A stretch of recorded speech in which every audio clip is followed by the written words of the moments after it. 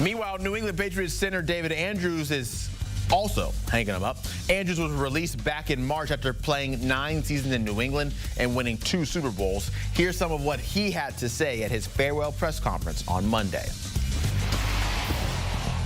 I wrote this down, so I'm going to try to get through it.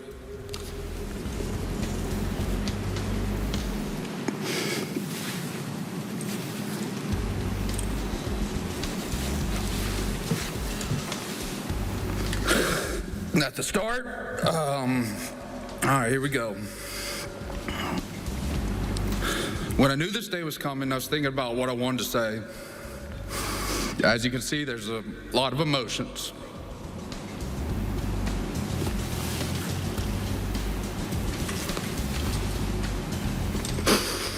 The one that kept sticking out to me was gratitude.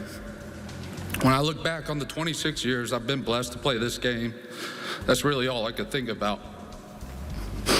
Especially playing O-line since I was 6 years old, you learn very quickly. It's not about you, but it's about the team. Meanwhile, that team is still pushing on, and they're pushing on with Stefon Diggs, who was now showing up to OTAs after being absent last week.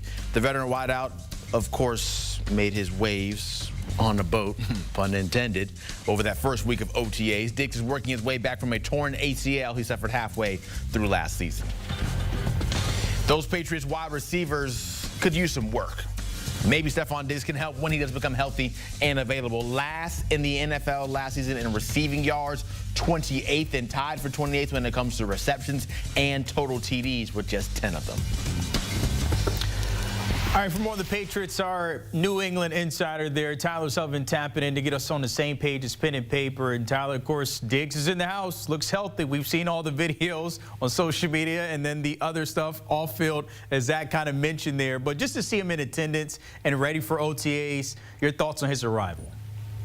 Yeah, well, it would seem that things are smoothing over between him and the organization since that online video surfaced. So you'd see his presence finally at OTAs. And this isn't the first time that Stefon Diggs has been at Patriots OTAs. It was the first time that he was there when it was open to the media. But you go back, I believe it was on May 22nd, he was at a closed-door OTA session for New England. So he's been around, maybe not as much to us, but overall he's been with the New England Patriots. And to see him live and in person on the field for the Patriots, it's encouraging because as you showed that graphic, the Patriots need him. They really do. As much as we talk about this team maybe on the comeback in 2025, it really starts with Stefon Diggs and whether or not he can help lift this offense that has not had a 1,000-yard receiver since 2019 in Julian Edelman. And as much as we talk about Stefon Diggs elevating, I'm curious to see how he can elevate the players around him, specifically that wide receiver room. It is a young room. That's kind of one of the stories here. As much as we talk about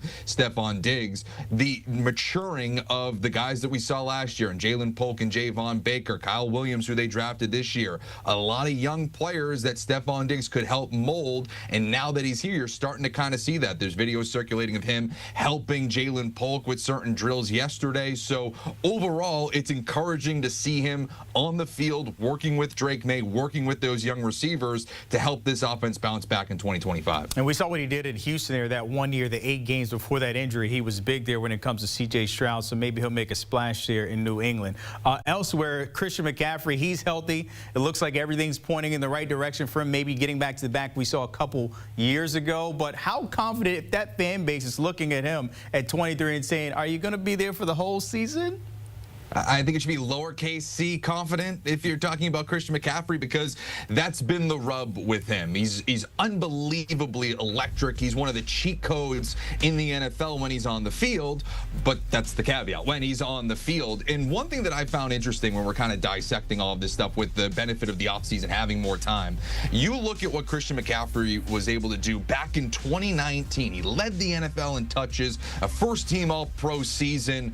He was age 23, but those next 2 seasons, he played 10 games, 3 in 2020, 7 in 2021, after he led the league in touches. Well, go back a couple of years ago, 2023 with the San Francisco 49ers. He led the NFL in touches. Last season, limited to 4 games. What does this season now bring when he's a little bit older? When we were talking about that, he was 23, 24, 25. Now he's going to be in the late 20s, 29 years old in a couple of days here. So with Christian McCaffrey, of course, unbelievably important to the San Francisco 49ers offense, but will he be there for an entire season? That's going to be the question. On the opposite side, they did make a trade. I'm not sure if it helps Christian McCaffrey, but maybe a defensive group that was depleted this offseason in terms of the Bryce Huff trade with the Eagles.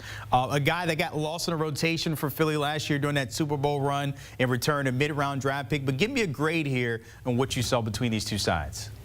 Yeah, for the 49ers, I'll give them a B+ here. Again, they're not paying the entire 3-year, $51 million contract. They're getting a guy on the cheap, and it's someone who that they're familiar with. Because you got to remember, Robert Saleh is now with the San Francisco 49ers.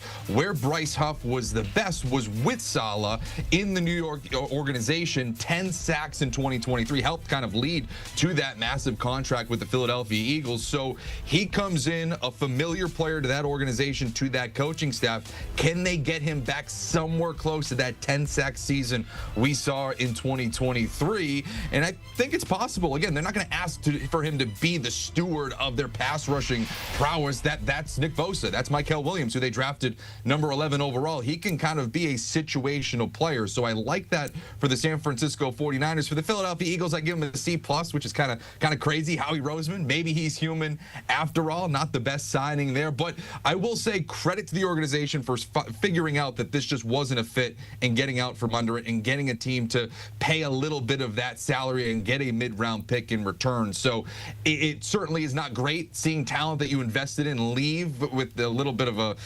uninspiring season, 2.5 sacks, healthy scratch in the Super Bowl. But credit to the organization for at least recognizing that and getting out. We got about a minute here, but before I let you go, we got to talk about Kirk Cousins, because maybe the Falcons feeling a little pressure of trading Kirk Cousins. They paid him all that money last year, and then here comes Michael Penix, and he's a starter the remainder of their season. But right now, it's like, hey, Pittsburgh, we want him, but do we let him go? Do we feel strong and confident about Penix? You kind of talk about the bind here between these two sides. Yeah, if I'm the Atlanta Falcons at this juncture, I wait. I think you wait it out, because the workouts throughout the NFL are only going to get more contentious, physical, opening the door for injury. And so if there's an injury that pops up for a starting quarterback, their team now gets desperate, that only brings the price up for Kirk Cousins. That allows a team maybe a little bit more willing to eat a lot more of that $27.5 million that he is guaranteed. So if I'm the Atlanta Falcons, yeah, a little bit awkward because you have Michael Penix there, but it was awkward last year too when you drafted Penix in the first round and you signed Kirk Cousins. So I think they're kind of comfortable being in the awkwardness at this point. If you're the Falcons, it may be better off to see what happens. Maybe Aaron Rodgers retires. Maybe an injury pops up somewhere in the NFL that boosts the value of Kirk Cousins. I think at this point, you might as well wait.